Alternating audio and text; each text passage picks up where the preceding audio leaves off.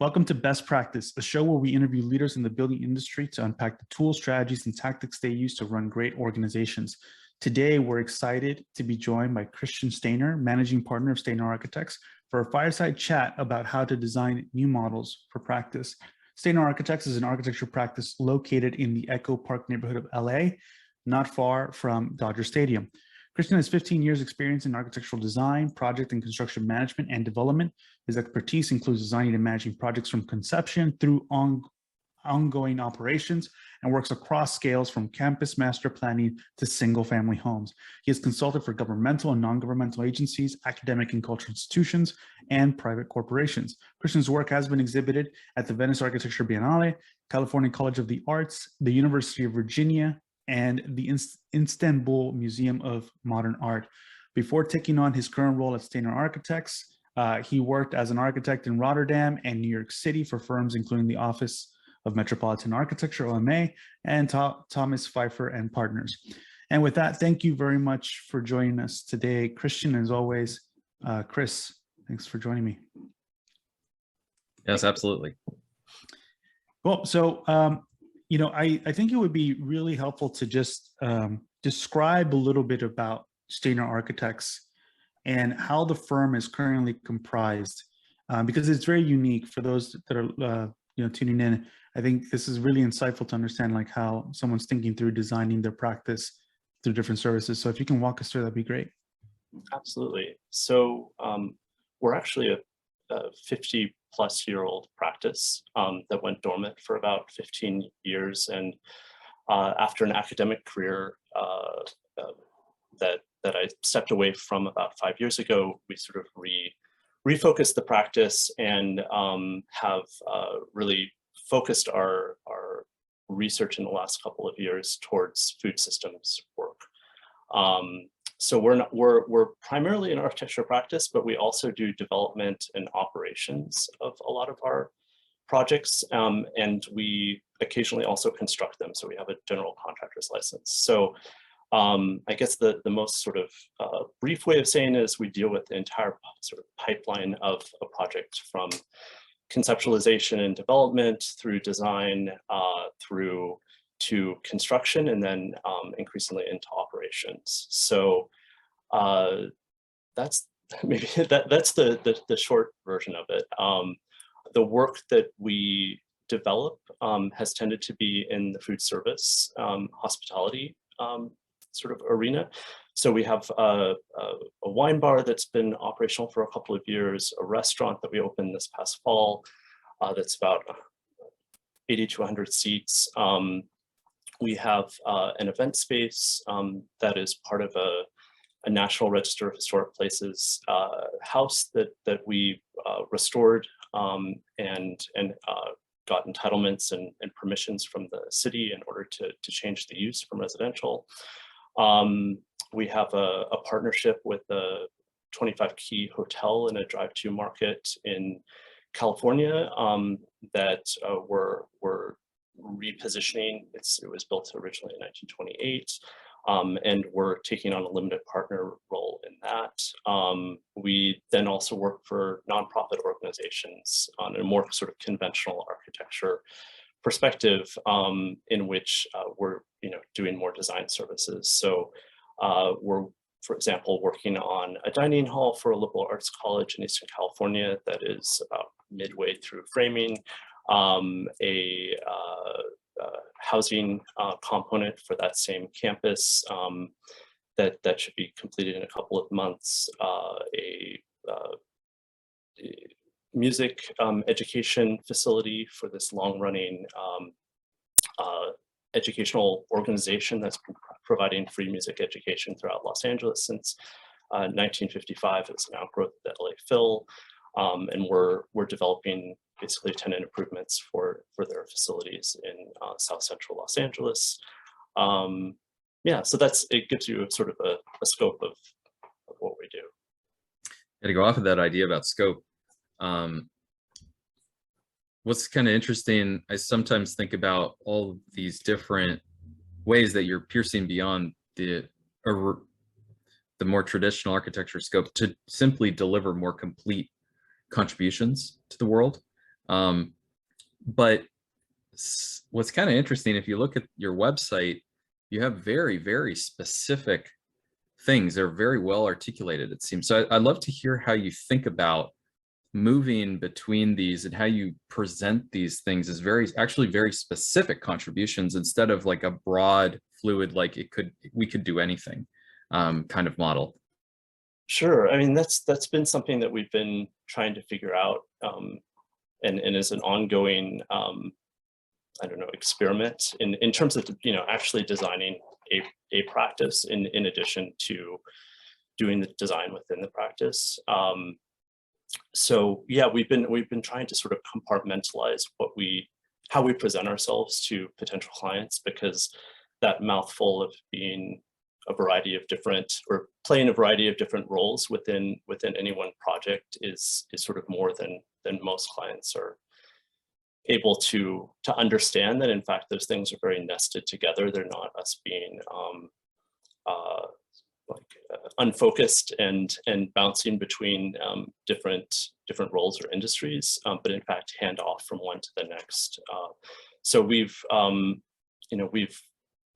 in some of the residential work that we have been doing, we realized that there was a great focus on hillside residential in Los Angeles and beyond. And so we've over the last year have been sort of giving that its own identity and communicating that scope of work to potential clients, separate from the other work that we're doing around more on food service and food systems based work. It's not that they're totally sort of disconnected. In fact, it's the same people in our very small office that are engaged in both types of projects. There's a lot of overlap, but in terms of how we're trying to communicate that, we're finding that it's useful to be much more specific and detailed than just being a firm that can do everything and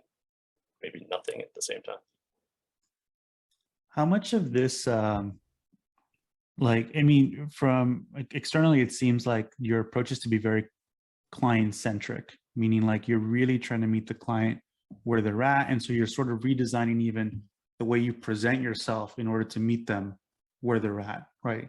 To reduce some of that, the complexity or the noise that might come with saying like, we're an architecture firm that does everything, right? Because sometimes that can be perceived as like you do nothing, right? You're not as like specialized for their needs. Do you think that like how do you, I mean, there's like a part of it that feels very complicated because of the fact that you're adding this additional layer to with various identities, but the back of house or the whole team that's delivering it is still the same.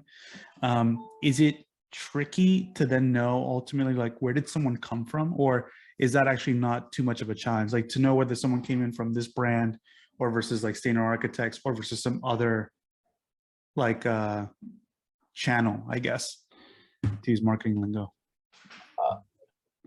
It really hasn't been so far, in part because we do very few projects very deeply.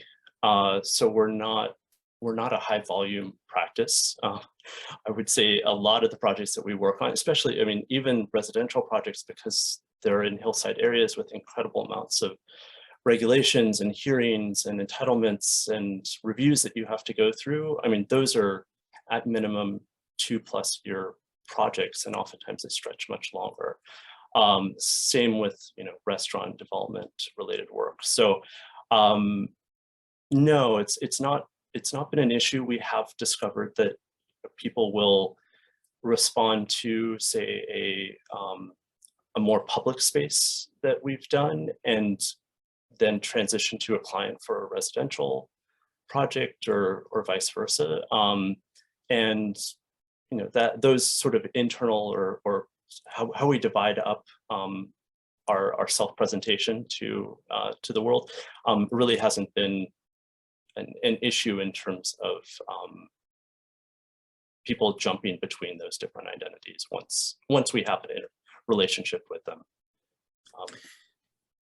Christian, and I'd suggest to everybody who's in the conversation today, take a look at StaynerArchitects.com.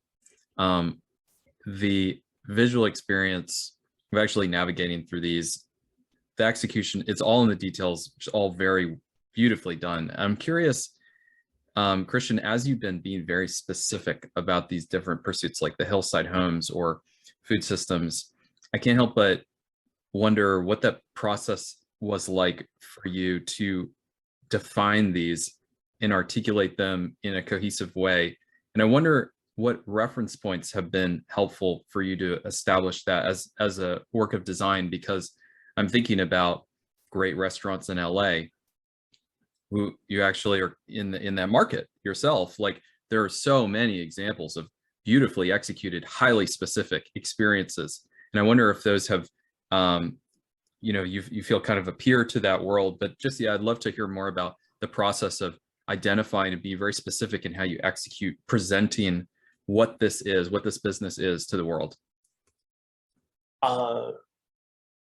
Yeah, I mean, it's been challenging to do that, and I'd say it doesn't come in each of these cases. This has been an evolution, and there's been a lot of sort of internal documents where we try to sort of narrow down and synthesize, and I think we have a few more sort of versions of that in order to get in the direction that I hope we can go. But yeah, the sort of identity of an architecture practice and a restaurant is sort of, in some way, they're very different in that the restaurant experience maybe is a more rigid structure that people expect.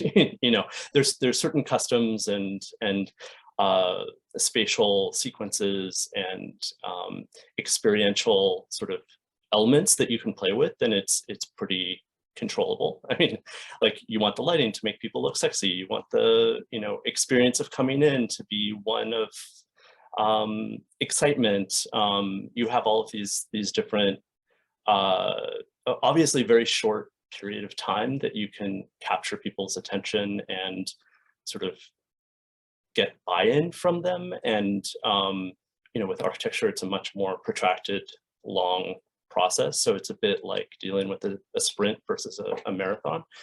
But I think the architecture part of the architecture practice is a lot harder to figure out how to come up with those structures and how to communicate what it is that you're doing, because at least for my observation as a relatively young practitioner in this field is that the sort of terrain of architecture practice that my dad's generation, who started the firm, and his peers experienced when they came out of school in the late 60s and early 70s just doesn't exist any longer. And unless you're a relatively large, you know, sort of firm that's on a roll, like, it's impossible to replicate what practice was like back then. I mean, the technology is totally different. The expectations that clients have as a result of HGTV and the 20-minute remodel in which, you know, there's a grand reveal and no one breaks a sweat. All of that has fundamentally changed the practice, but the practice maybe hasn't changed in response to that. And so I think there's a lot more models for, like, the restaurant typology, but for architecture practice typology, it's really hard to find sort of alternative ways of practicing. And so a lot of this has just been sort of trial and error and, you know, sort of seeking our way blindly through trying to find ways to practice that are not the default, not the way that we were sort of presented in school. How, you know, as someone, and Chris might be able to relate to this, but like, as someone that has kind of gone off the beaten path, right? Like, I myself went to grad school for architecture, landscape architecture for undergrad. Shortly thereafter went into tech. And one of the biggest challenges was sort of in that change was almost like the perception of what you're doing relative to everyone else, right? Like, you feel a little bit outsiderish in a sense. I'm curious if for you, you had a very similar feeling about like starting to like explore these things in a very different way, what relative to everyone else, or for you, was it more of just a really internal exercise? You know how like some people are very much about like, I don't really like the competition is just noise. I just like, I should be only competing against myself in some sense. Like I'm only trying to like improve what I'm trying to do. So, you know, just for you to kind of steer off into this different way of presenting yourself, doing this type of model, has it been challenging in that front for you, or were you kind of just playing a different game mentally? I maybe playing a different game, but it's no doubt been challenging. I mean, a lot of this has come out of growing up in an architecture family, and you know the sort of young experience of smelling gum erasers and blueprint ammonia and things like that, and seeing how cyclical the practice is, and how much, at least in Southern California for a long time, I think it's gotten away from this recently, but has been tied to real estate economics that are very hyper localized to this market, and trying to find other ways in which we're not existing as a practice, and I'm not sort of investing my life into making other people lots of money, and you know, getting cut out of that or screwed over by clients who don't pay, or projects that go bust. And so a lot of it has just been sort of being more independent and self-supporting, in that, you know, if we're going to spend X number of hours arguing with the contractor about getting something done according to the drawings that we did, why don't we just spend that time building it ourselves and not having to go through the contractor as an intermediary, and you know, spend that effort and the same amount of a risk effectively with the client, in just doing it ourselves. Or similarly, you know, why spend all that effort going after a client when we could put together the deal that would allow for us to, you know, be looking at a project not just when it's handed to us after someone's purchased a property and is now trying to figure out what to do, but that we're actually using our knowledge and ability to see beyond what's already there to come up with a pro forma and evaluate the feasibility and viability of a project and put together the financing and things like that. So and that's sort of bled over into operations, and you know, rather than just developing something and selling it, which we've been doing in some cases, it's also been, well, let's hold on to it, let's continue to operate it, rather than having, say, a tenant that, you know, there's a risk to, why don't we step in and set up the operational component of that to have a more consistent income stream. So especially around like food service, coming out of grad school in 2008, maybe 2 or 3 months before Lehman Brothers collapsed and the entire architecture economy went belly up, and will probably never be the same going forward. It seemed very clear that just relying upon, you know, hourly services, one, was just not scalable, and there had to be some other way of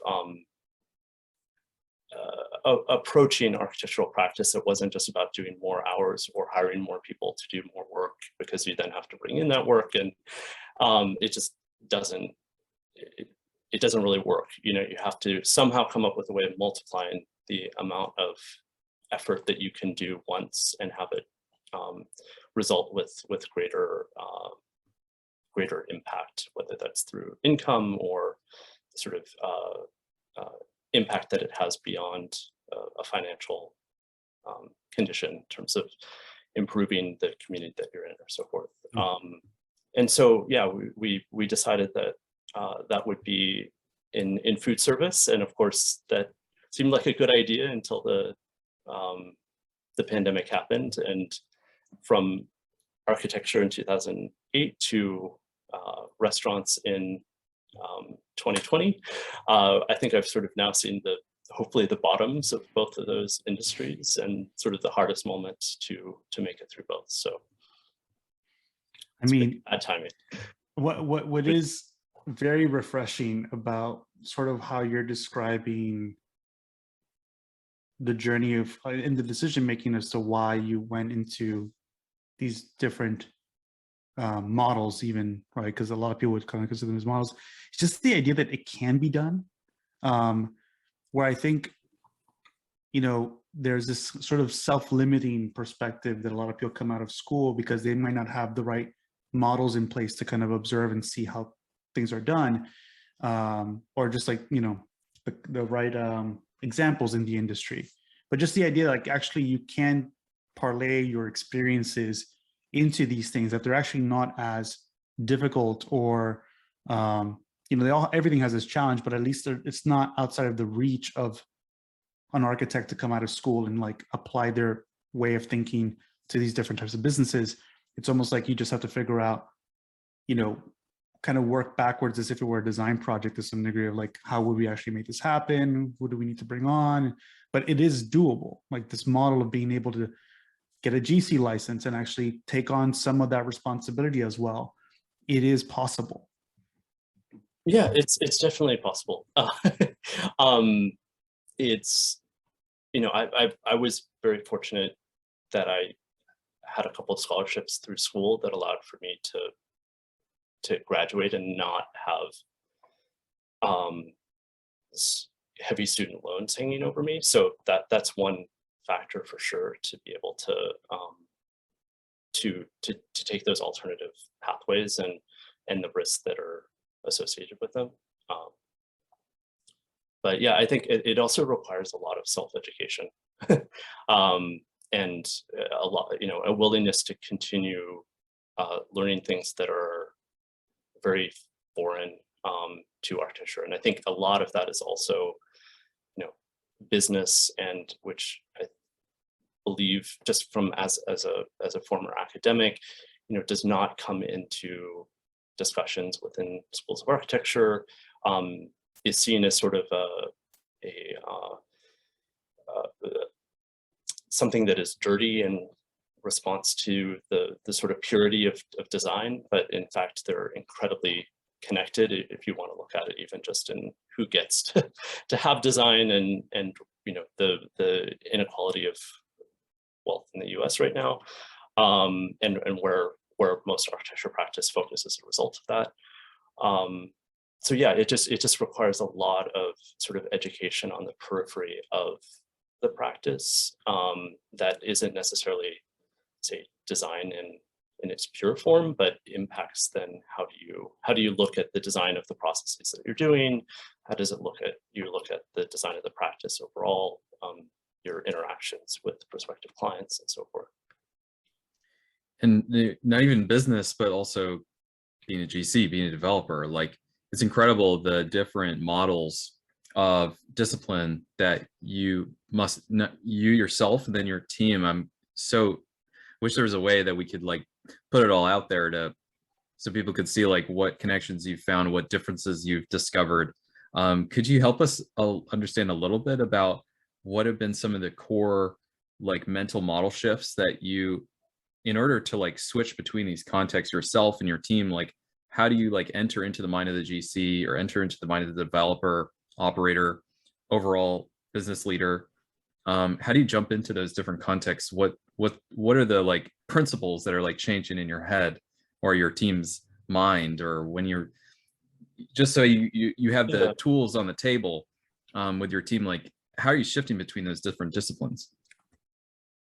In large part, it's because there's different people involved in different aspects of, let's say, our practice, or you know, beyond our practice. So we have a core staff of I guess 6 or 7 right now, trained architects.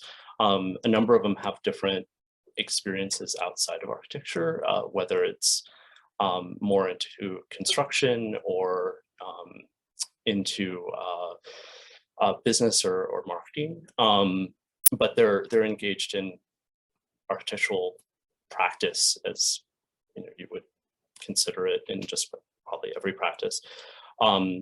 They're just more involved in the operations of our practice because we are small and we can't have dedicated marketing team or operations person or accounting, which ends up on me.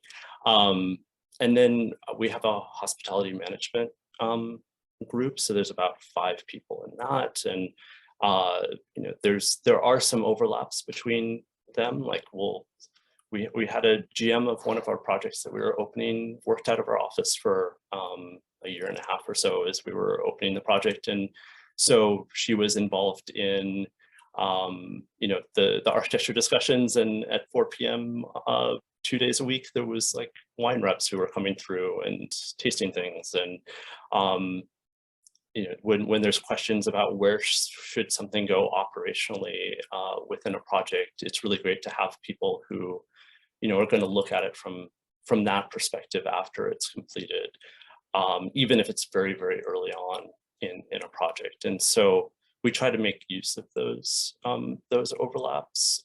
Some of the consultants that we have for our restaurant operations become consultants for our design projects as well for educational clients. So they advise on financial modeling for cash flow for a wine bar, and they'll also provide as part of a package with a client looking at how they can change their financial operations for a cafeteria or something of that sort. So we try to, there is a lot of overlap between these different aspects. I wouldn't say that it's not as if I spend sort of Wednesday mornings doing one thing and Thursday afternoon doing another. They tend to all sort of happen simultaneously at once. And we've been very fortunate that we've had and recruited and made contact with architecture graduates who will be involved in a project during the design period and then end up being a field supervisor when we construct it, or that are involved further into sort of operations after the project is completed in terms of FF&E or continuing involvement in graphics and branding, stuff like that. This idea, you mentioned this kind of consultants that kind of come in to provide financial modeling, things that is that part of this when you say like they're brought in, is it that they're part of your services in a sense? Like, are you offering that through like the architecture service, or is that discrete to the hospitality component of what you're providing? And if so, like, let's say if it is discrete, is there any benefit to like start to think about architecture practice through that lens as well, where you can just find these other consultants that can add value in a different way to like the design that you're implementing? Absolutely. These are, so we've similarly to how we found that a lot of the residential work that we were being asked to be involved in was in hillside, sort of tricky hillside, challenging locations, and realized that we should just take that on as our focus and demonstrate our capacity to do that, where a lot of practices just don't have the sort of experience and knowledge of how to get through the challenges of that. We also realized that a lot of our interests was around food systems. So not specifically restaurants, although that's what our sort of investments and operations are in, but food service more broadly, or food systems more broadly, into agriculture, into communal dining environments, into gardens and other spaces where it's more instructional. And so one of the things we're very close to launching a online resource called Tools and Utensils, where we realized there's a lot of interest institutionally in changing the way that food in the US is, people interact with it. So a number of different, I think UCLA just launched a new interdisciplinary food studies program this past week. A number of other schools are assembling these types of programs, but there really isn't sort of architectural practices that have taken on food systems as their focus. There's tons that do restaurants and academic dining halls and things like that, but not really looking at the holistic complexity of what seems like a very, very specific focus. And so in order to make these projects work, to help clients understand what the potential is for their project, we have a series of different consultants and collaborators that we can pull in with us to these projects to make them happen. And so that there's sort of almost like attachments to us in order to make it so that we can,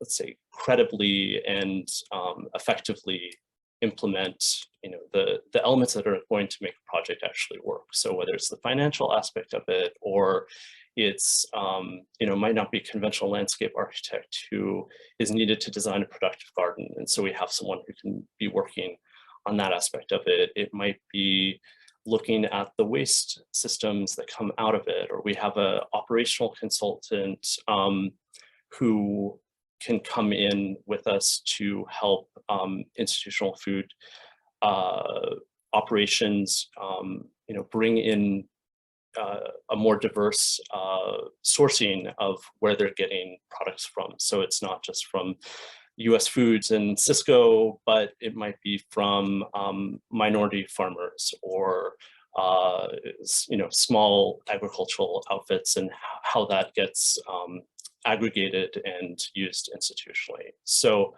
really the design is in part the overall process and sort of potential for the client, as well as the physical space that we're designing as well. If that makes sense. Yeah, I mean, sorry, Chris. One question. I'm just so there's a diagram in my mind that's kind of like a dotted line relationship between what you're describing and sort of like just your background, having worked at places like OMA.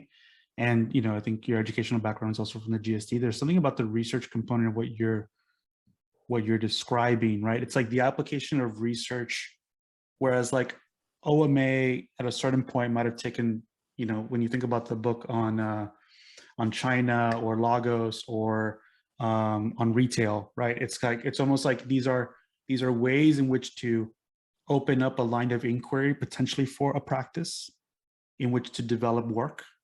And that was kind of like that's kind of their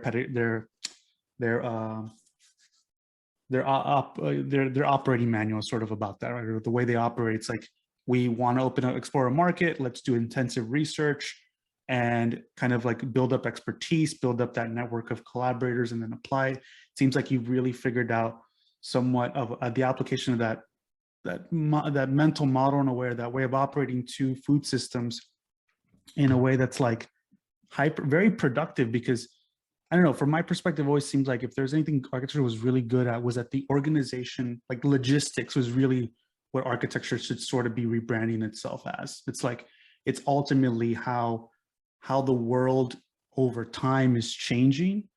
And some firms are very good at like telling that narrative of that change over time and describing it in projects. I feel like you're one example of an interesting firm that's been able to take it to the degree of like, actually, this is part of our revenue model, or like, this is actually part of our, how we develop projects and think holistically about the development of projects, not just only within the domain of like being hired for services. Whereas like OMA, their shortcoming might have been that they never got into development, right? So they could never have applied all that research, all that thing into being their own client. They had to wait for others to come to them. It's more of a comment than a question, I guess. It's just like really, really fascinating to kind of draw potentially the line to that. Yeah, I hadn't thought about that. but I think it's a really good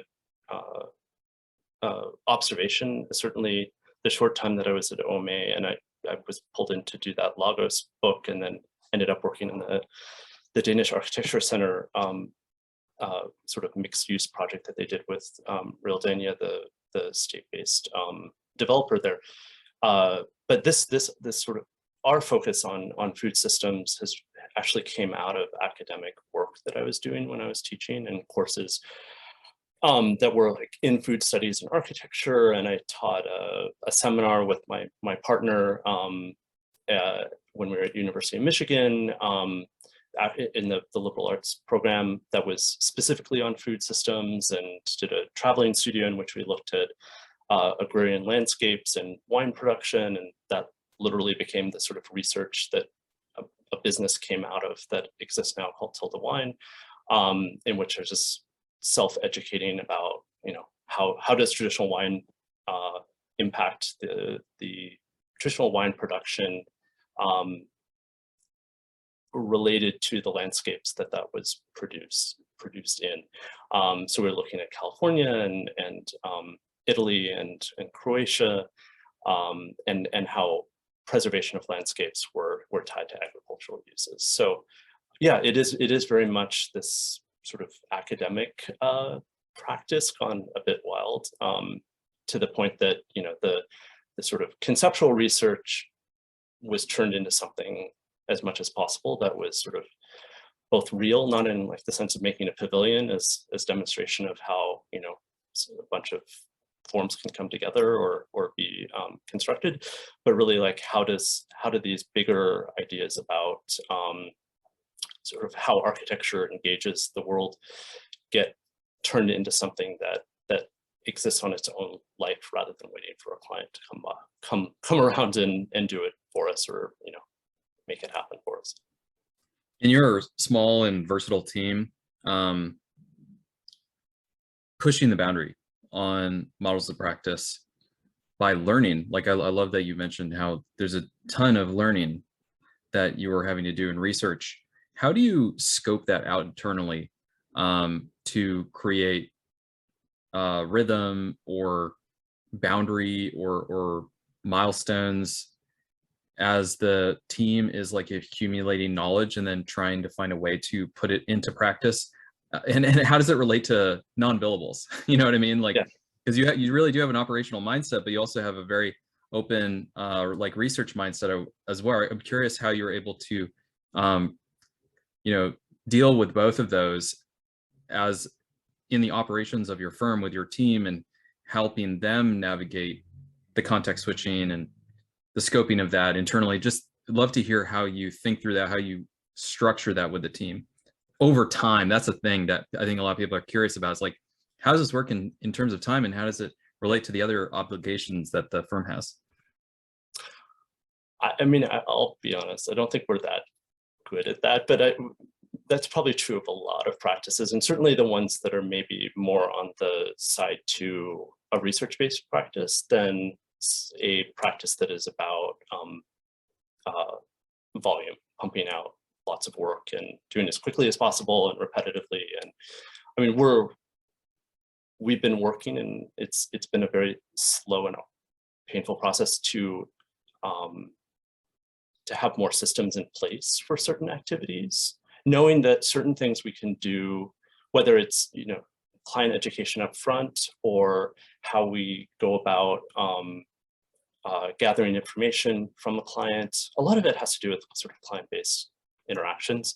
The more that we can make that sort of regularized and systematized, the more it frees us up to be doing spending time on design exploration and investigation. But it's been a lot of investment in research, which means very, you know, that's a challenge and a sort of financial demand and risk, and to do that for a practice.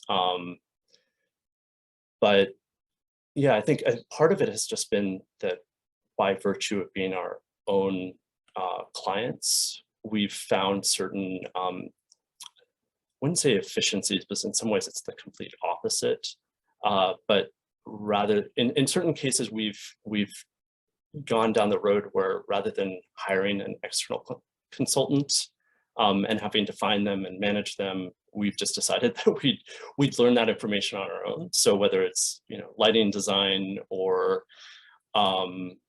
into some aspects, elements of construction, which we, you know, will probably never go again. I have no interest in working on detailing out rebar for a project, or, you know, whether it's still a good idea to have the entire architecture office show up at 5 a.m. to help, you know, pour concrete and pull the pump lines and things like that. I mean, it's really helpful. It's really useful for all of us to sort of have exposure to understanding how those things work and what the physical effort of it is, and, you know, what the sequences that are involved in it. It takes the process of drawing a project or modeling in the computer and makes it a very different sort of understanding of it. But we have sort of by trial and error found like what are the things where our efforts and knowledge are best served, and where should we not go and, you know, leave others that can do it more efficiently and effectively than us, have collaborators in that way. So the idea has been like, let's know as much of what the terrain is as possible, even if that's, you know, learning about drain, vent, and waste plumbing, and which fittings you can use on their back, or, you know, if you can use a combi here and a quick turn 90 here, and what the codes are around that. But I think that, yeah, as we've been maturing as a practice, we've also sort of narrowed down what the highest and best use of our time and efforts are.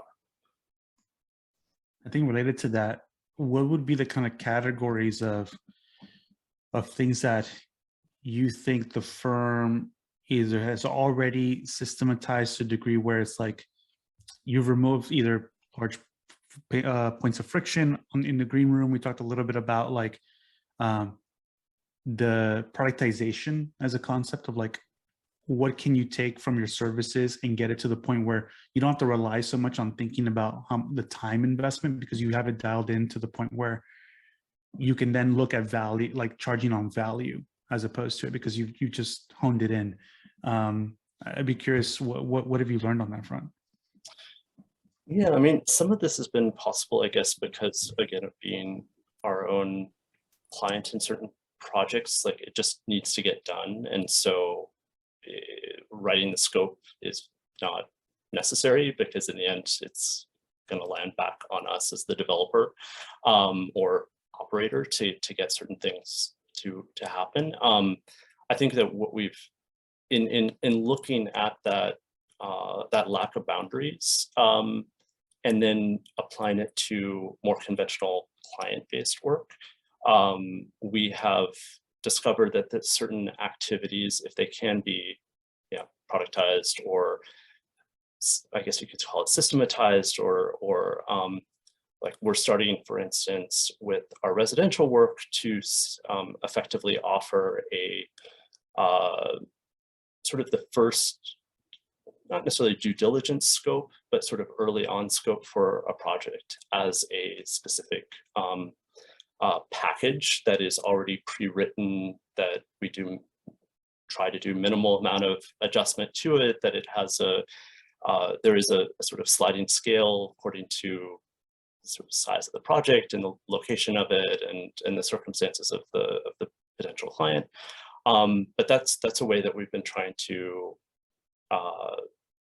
set up a sort of gate to the work that we do, and also to make sure that we get some amount of fee for those sort of initial conversations with clients that may go somewhere or may not, and keep them really short and provide them with an easy entrance into our services, and also the ability for us to qualify them, to make sure that they, you know, have the resources that are necessary to undertake the project that they're looking at, to help them narrow down the project. I mean, that's often for any client, right? The problem is making sure that what you're thinking you're going to do and what they actually end up needing or wanting tie together. So we spend a lot of time up front trying to make sure that there's minimal changes later on in the lifespan of the project, once they're harder to do and more produce more conflict and cost and so forth. Yeah, so that's I mean, rather than it being like, we have looked a little bit at sort of, you know, pre-existing, or let's say pre-approved plans, or sort of designs that can be productized in the sense of a product. And I think the services productized is much more a viable option for us. It also doesn't have to assume all of the liabilities that producing products rather than services you end up taking on. What other like business, maybe business is the right word, maybe brand is the right word. You talked about one about the food system, which is the tools and utensils concept, and then Hillside Homes. You also have been awarded for, I think, like restoration projects. Have you also considered that, or are you currently forming it as another very specific concept? No, I don't think we're a historic preservation practice.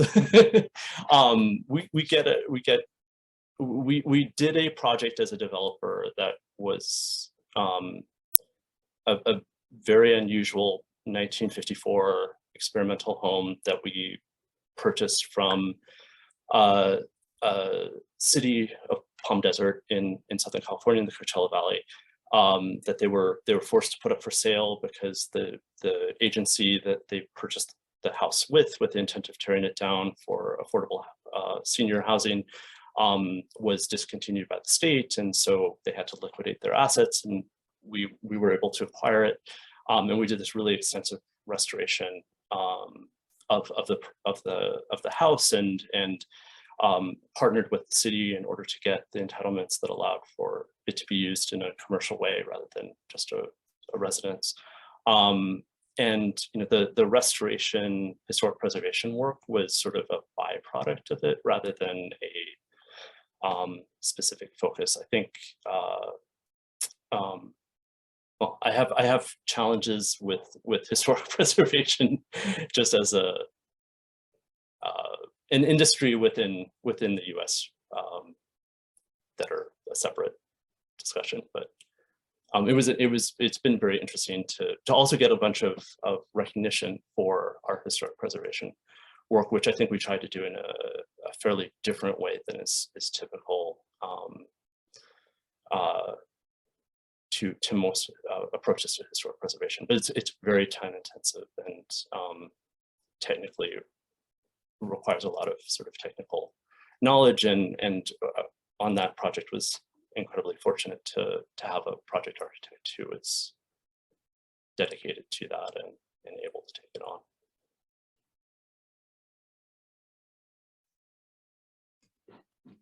What would you say are your as the leader in the firm, or one of the leaders in the firm, what are the top things that are like top of mind for you going into this year? Either things that, you know, we hear a lot about hiring as one big bottleneck. Like, what are the big concerns that, you know, not to be too extreme, but could say like keep you up at night? I have to imagine a lot of it is just like typical business operation stuff, right? Making sure that money is in the right place and people know what they're supposed to be doing, and you know, that there's the right balance between providing guidance and allowing for people to learn from mistakes and have the sort of space to figure things out on their own. But you know, I think in the long term, for the year, that the challenge really is I think for us is moving clients to understand our services and the value that we add to a project beyond just selling our hours. And how to do that, that seems to me one of the sort of intractable problems of the profession right now from a business perspective, is how to re-educate an audience for which sort of pricing is still very fixed. And maybe part of that is just that most people don't know what architects do, or what the cost of the services are, but it seems that somehow we're supposed to price for less than the actual cost of running a practice. Any profit or sort of completely put aside, and that seems to be a real sort of wall that at least I feel like sort of driving head first into. So I'm interested to know, I mean, there's other, if you look for sort of discourse around that, there's a lot in advertising, there's some in other types of professional services like attorneys or accountants, but they all have different sort of considerations to what they're doing than we do, or they have ways to multiply their time or to distribute it out to paralegals, or to take like a portion of a settlement that's awarded or something like that, or to get a bunch of people together and produce a class action Right. in which one lawsuit produces a whole bunch of effectively settlements. So I just the challenge has really been like, what are the other models to find for multiplying our efforts to be able to do more, and that's just not make more money, but also like have more impact beyond, say, the individual clients that we're able to work with. Yeah, I mean, some of the people I think we've interviewed in the past, or at least in the trajectory of some firms, I can think of like firms in New York that, they kind of made their name from just like finding that one client that had a scalable model, like in retail, right? So it's finding that one client that is like the gap, and that, once you had the gap early on and when they started, you had a whole pipeline of projects moving into it. And that's one method of going about that. In the software side, sometimes what you hear, especially like when you're thinking about like enterprise selling in software, it's a lot about like need finding. And so you hear a lot about, those conversations always end up being about the qualitative questions you're asking the potential buyer. What's the pain point? And like drilling down really into like those areas. And it's something for us to reflect on, I think, Chris, too, just like how could we provide some of that education too from our own, or just as an example, right? Like bring on people that talk about sales specifically in value, in the context of presenting value as maybe one resource for guests themselves. But we see it in different contexts, at least in technology, where a lot of it can be pinpoint. It's almost in the process, really, of how do you dig through the needs that a potential client or customer has, and then position yourself according to that pain point that they're facing. And yeah, I think there are obviously, like in professional services, it could be a little bit more challenging, but maybe with going back to your whole point of like focusing on food systems, there's something there that's like really, really worthwhile. Actually, there's a comment from Marjan Pearson, longtime fan of the show.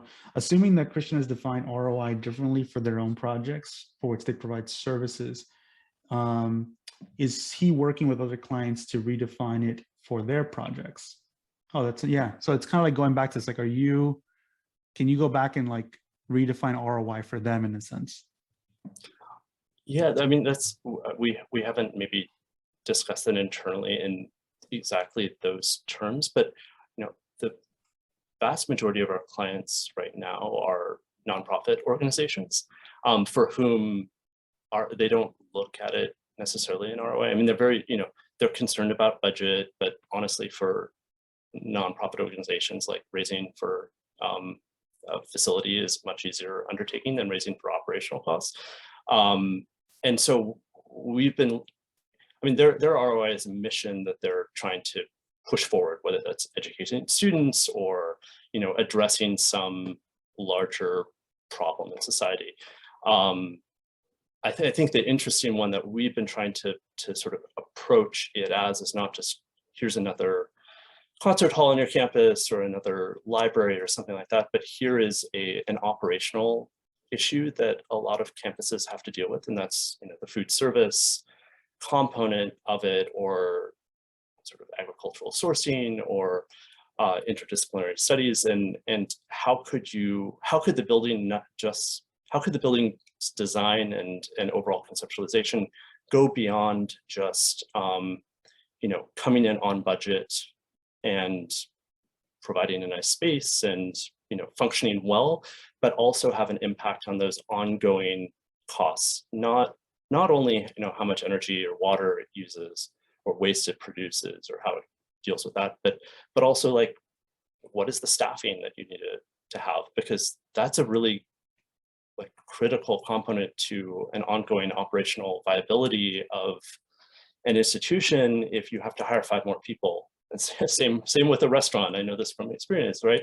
If you put something in the wrong place and you have to then duplicate the efforts, and there's 2 people standing there doing half the labor because they have to be separated, like that really changes the economics of the project beyond just that initial build out cost. So that's really, I guess, in some ways what our sort of positioning is, in order to provide more of a comprehensive understanding of what the impacts are of the design, beyond just it being a nice space that's put together with an attention to detail and aesthetic enjoyment and so forth. Listeners of the show will know that I love to explore manufacturing and ideas in manufacturing, because in like the most modern sense of manufacturing, not the Dungeness coal factory, but rather like the kinds of manufacturing where cars are produced, it's like pristine, incredible robots. I kind of think about when you mention how like shifting spatial problems that actually have a consequence on adding staffing, adding resourcing because of inefficiency. We don't think of them in a manufacturing context, but it seems like one of the only places that actually realizes there's a spatial impact of staffing or on output or bottleneck is like manufacturing, and recognizing that a kitchen to some degree, in the best sense, is production. Yeah, how exciting that you are applying these ideas in the context of like an institution on a campus at different spatial scales that are, I mean, not very surprising considering you have reached into the beyond of these other ideas of scope and how architecture can affect it. So really exciting. We have run out of time. So I want to reserve the last final words to George's closing question. Yeah, my closing question here, I'll do it quick for everyone's time, is we love to ask it here. It's, what's the nicest thing anyone's ever done for you? Can run the gamut of answers here. So I would say it's not like a singular event, but I think actually just trust in I guess me, but also the practice overall has been, each time that happens, and that we can keep that trust is really an amazing gift. Whether it's from clients or collaborators or even just sort of neighbors, that's really when I feel like we've been successful. Is when it's been clear that we've gained that trust and we've held it. Amazing. Thank you so much for sharing. Thank you. Well, with this, I just want to conclude. Thanks everyone for joining us. Thank you, Christian, for such a wonderful explanation of the practice and being able to dive deep into how you think and how your team operates. Really illuminating and inspiring. Yeah, it's like being able to apply research to this degree. You just don't you don't hear or see that enough, right? That there is an avenue for research to actually provide a viable practice sometimes. So many times you hear about sort of the struggling artist, almost too often you hear about the struggling artist in some sense because of the too focused on academia, but I feel like you've been able to make that leap over into practice, from research into practice in a way that's, you know, sustainable. I mean, it seems like it's going. Hopefully. We'd love Yeah. to connect with other practitioners that are trying out different models too. Yeah. And Chris, thank you so much for joining me as well, as always. Thanks everyone, and we'll see you next time.